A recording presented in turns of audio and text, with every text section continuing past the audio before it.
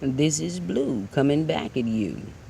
Today we're going to talk about habits, and we all have them.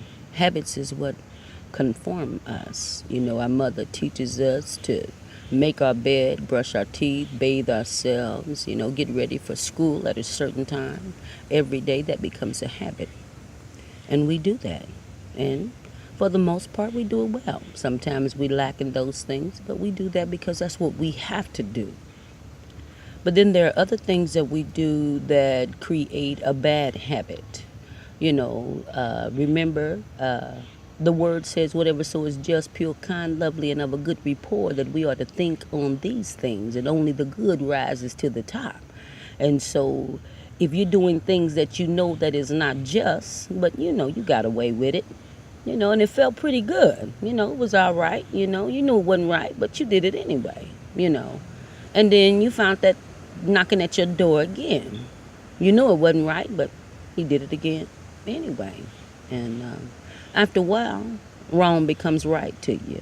It doesn't, the difference or the matter of it matters not anymore, because you've done it. You cool with that, and that's it. It's just like a thief. He didn't got away with it. He didn't came in your house. He took your brush. He took your comb. The next time he came in, he took a mirror. The next time he came in, he took a diamond ring. You begin to miss things then. But then he comes back again, and you let him in again. And this time he takes bigger items, and you really begin to miss him, but you've trusted him.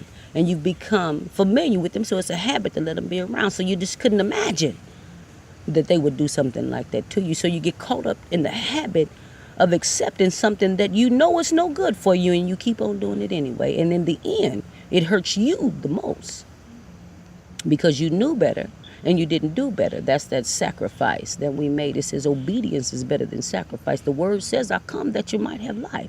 When it says that, it means that the truth of the matter always is there first. That's the first thing that comes. It's the truth first. When you take that second thought, there go that lie. And you build on that, then it goes. But the truth is cut and dry. It's a fact. And it's easy to find. But when you begin to tell those things that build upon lies or stories or untruths, then you got to cover that. Then you got to cover that. There it goes, heaping now. Now it's up on your heels. Before long, it's going to be on your shoulders. Then after a while, it's going to be over your head, and you're going to be covered with it. And you become it. That's the habit. And so some people will say, well, I really didn't, I'm going to use this one as an example, and I'll get right to it. But they say birds of a feather flock together.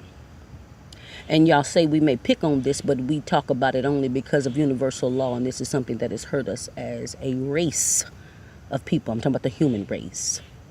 And that is when you know your person or friends are practicing something that is ungodly. It could be, being lovers of themselves, because that's ungodly according to universal law.